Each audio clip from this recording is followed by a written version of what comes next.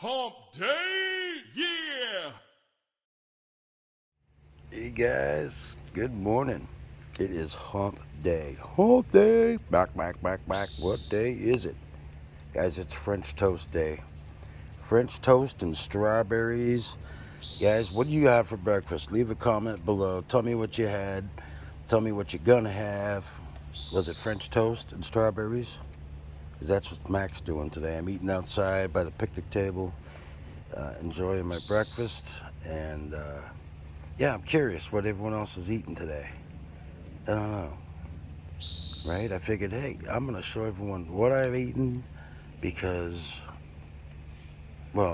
because it's Wednesday, it's Hump Day. Hump Day, And it's the day we have to hump through to figure out what kind of content we're going to put up.